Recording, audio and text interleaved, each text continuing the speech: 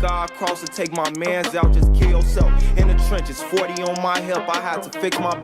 New merch out right now. Go shop at FlissTwins.com, bro. Let's get it. The term tap-in merchant, for the last several years, it's been a term used to describe poachers who are only effective in the box, barely dribbling or creating goals for themselves, and instead simply score easy goals by tapping them in. It's been used to describe players like Erling Haaland, and, well, according to this definition on Urban Dictionary, Cristiano Ronaldo. However, if you define a tap-in merchant simply by a footballer who only scores goals with a single touch, then it might not be wrong to say that this striker in the 1980s is the greatest tap-in merchant of all time. That is, if you consider these one-touch goals as tap-ins. Wait, that's not the tap-in. Oh, wait, hold on. This is Because believe it or not, Hugo Sanchez was such an excellent striker with such incredible aim and touch that he didn't need to be fast, nor did he even need to dribble the ball, because all he truly needed to score was literally he did a bicycle kick for no reason. Because all he truly needed to score was literally a single touch. So dominant and efficient that it only took that one moment of contact with the ball for him to lead the La Liga in scoring for nearly 5 consecutive seasons in a row. As he would even go on to lead the entire consecutive contact with the ball for him to lead the La Liga in scoring for nearly 5 consecutive seasons in a row. As he would even go on to lead the entire continent of Europe in scoring, with literally every single goal he scored coming from just a single touch. And if you combine the Pichichi awards of Ronaldo, Luis Suarez, Karim Benzema, and Samuel Eto'o, you still wouldn't surpass the number of goal-scoring awards that Hugo Sanchez had. But as legendary as he was, it's a shame just how criminally underrated the man is. Yeah, I remember. Because perhaps had he been born in Europe, or maybe even South America, his name would be coming up non-stop in goal-scoring conversation simply out of pure respect.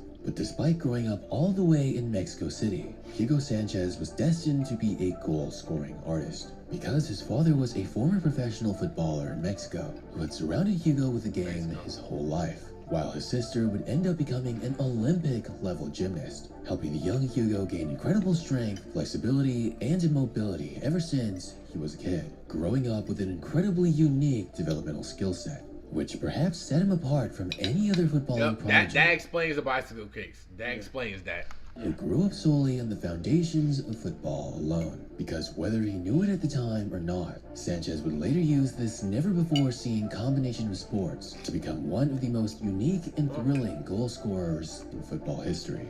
His talent was recognized so early that at the age of 14, he would already be training with a football club that represented Mexico's national university, as someone who would just barely be old enough to enter high school. And at the age of 16, he would already be called up to represent his country, even going on to score a hat-trick against Costa Rica in the Pan American Games and return home to Mexico with a gold medal. If he was doing this at the time...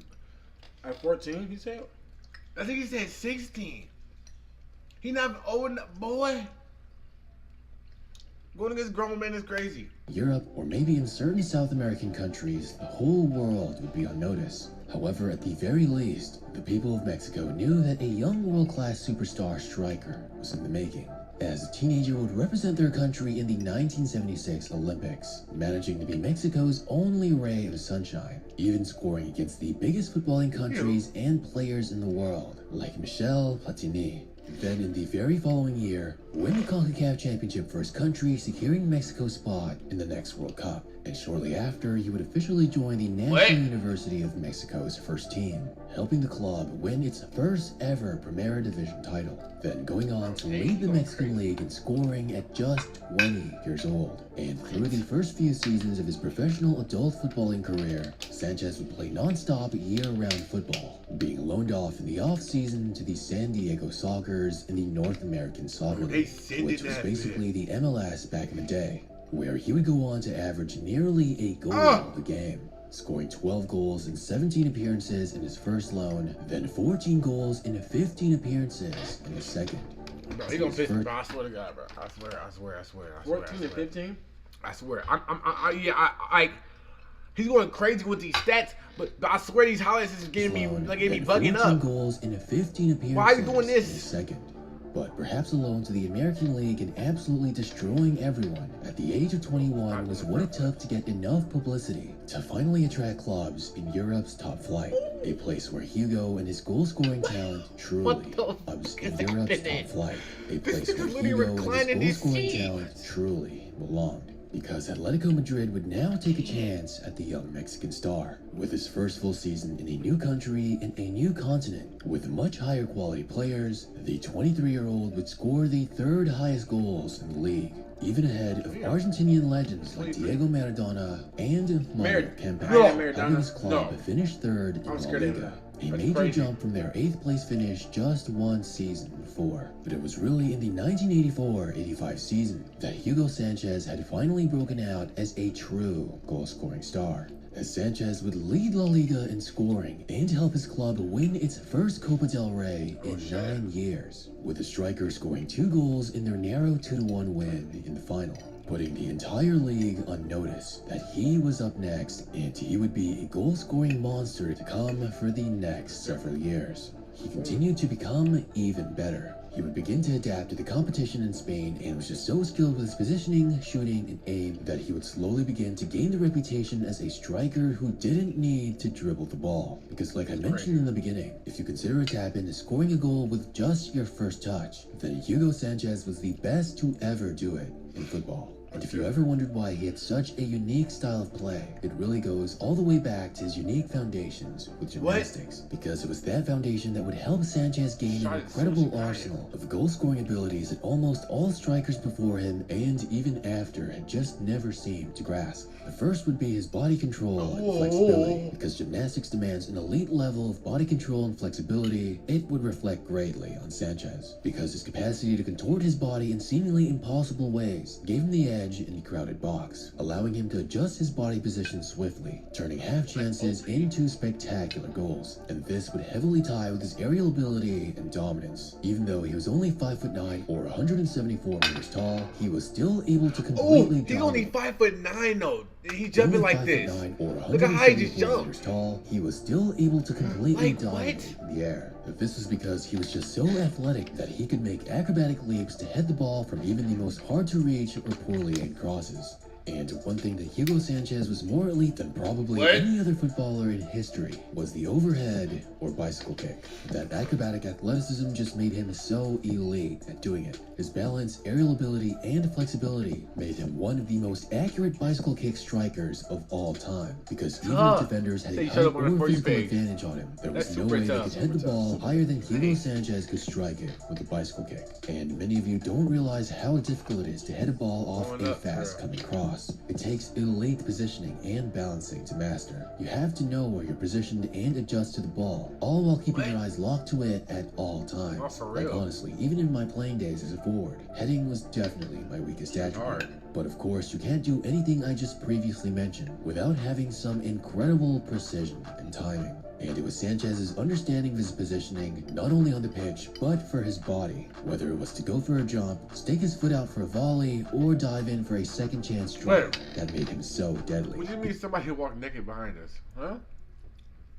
What are you talking about? Because when you add timing to everything I mentioned, defenders had no chance of seeing it coming, as Sanchez would seemingly time and time again come out of nowhere to finish off the goal. Because he would hardly dribble, defenders would often lose him from his off-ball movement, right up until the time he came back into play and scored a goal. In fact, it was because of the elite acrobatic ability he developed from his gymnastics foundation that he would popularize doing a backflip as a goal celebration. Because just like how a gymnast finished off their routine with a grandiose pose, Hugo Sanchez would finish off his goals with his showmanship and entertaining celebrations. But of course, all the gymnastic foundation wouldn't translate much without some incredible football skill as well. Sanchez had one of the best first touches of any striker who's ever lived. Sure, maybe his dribbling wasn't as amazing as Ronaldo the Fenomeno, but without a doubt, the way that he could control the ball and place it exactly where he wanted to, just off of his first touch, is arguably second.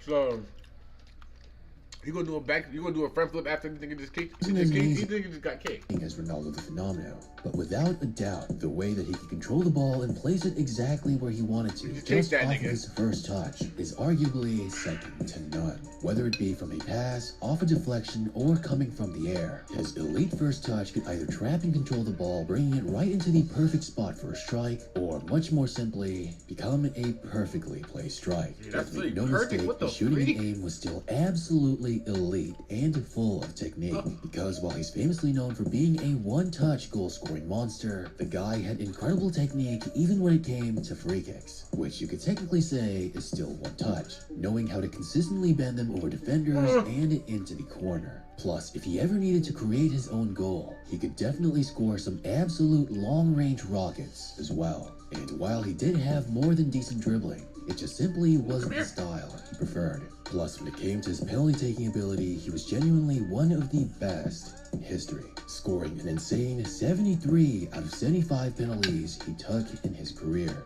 That is an insane 97% accuracy. That's which not only shows his incredible aim and placement, but also his cool and calm composure, which helped him become an absolute goal-scoring monster of a unique style and talent to the likes of which the game had never seen before or after. It was after his first Pichichi Trophy winning season as the top goal scorer in Spain that clubs would go to war to sign him onto their squad, even having strong interest from clubs like Bayern Munich. But without a doubt, it was a battle between Barcelona and Real Madrid to get his signature. It would take a lot of drama and outrage from Atletico fans who accused the club's management of directly doing negotiation talks with their bitter rivals Real Madrid for their beloved star striker, with the backlash being so bad that they had to stage a multi-club deal just to avoid traces of a direct trade, dealing Sanchez's rights back to his former club with the National University of Mexico before they would turn around and sell him to Real Madrid at an even higher cost, equaling 250 million Spanish pesos. But it would be all worth it, as Los Blancos now had the hottest and most unusual striker in the world, because after half a decade of not having their hands on the La Liga title, as soon as Hugo Sanchez joined the club in the 1985-86 season, Real Madrid would win an incredible 5 consecutive La Liga titles, making the club so dominant it would take Barcelona and Johan Cruyff. You said he gave him 5 La Liga titles? Excuse me? 5 consecutive? Huh? 85-86 season, Real Madrid would win an incredible 5 consecutive La Liga titles, making the club so dominant it would take Barcelona and Johan Cruyff, forming their iconic dream team. No, I quit. Did he just say Johan Cruyff? Oh no. No. Bro, Barcelona and Johan Cruyff. Oh my gosh, bro, we watched that nigga, dog. He was bending in some weird shit. No, bro. They kidding it. Forming their iconic dream team just to put an end to Real Madrid's reign of terror and Hugo Sanchez's absolute dominance. Hugo Sanchez would win the Pichichi Trophy and lead the league in scoring for 3 consecutive seasons, which, if you count his whole season with Atletico Madrid, actually made it 4 Pichichi Trophy winning seasons in a row, the most consecutive ever done, before Lionel Messi would win 5 in a row from 2017 to 2021. In fact, the one season after his 4th consecutive win, he actually scored the second highest goals in the league, but it would only be a single season after the second place finish that Hugo Sanchez would win his 5th and final Pichichi Trophy, being named not only the top scorer in Spain, but somebody winning the get back there. European Golden Shoe as the top scorer of the entire continent, as he would go on to score an insane 45 goals in 47 matches, a record that wouldn't be beaten until Cristiano Ronaldo outscored him in the 2010. Brooklyn just getting it. Yeah, They downstairs getting it. Brooklyn now. Like fake. Getting it free. Go on to Yeah, score an everything happening, but these 45 stats is insane. He's still on goals in 47. on Real Madrid too. Like 5 goals in 47 matches, a record that wouldn't be beaten until Cristiano Ronaldo outscored him in the 2010-2011 season. But without a doubt, the most impressive thing about that season was that he would score 38 out of those 45 goals with a single touch, that's the crazy a record part. I'm confident we might never see again. And if not for that one second place finish, the man could have had an insane all-time record of 6 Pachuca trophies in a row, winning a total of 5 league titles, 3 Spanish Super Cups, 1 Copa del Rey, and 1 UEFA Cup in his 7 seasons with Real Madrid. And it wasn't until his 7th and final year with the club, at nearly 35 years old, that he would start to show signs of slowing down, eventually bouncing around a few more clubs until he would finally retire. But despite his already older age, he would lead Mexico to the final of the 1993 Copa America, scoring a brace in the semi-final before eventually losing to a much stronger Argentina squad. And despite Mexico being a weaker team in most international tournaments during his prime, Hugo Sanchez was the pride of the nation, being the first to put such highly regarded respect on his country's footballing talent, scoring a total of 515 goals during his career and being widely regarded as the greatest Mexican footballer of all time. Yeah, I ain't gonna lie, yeah.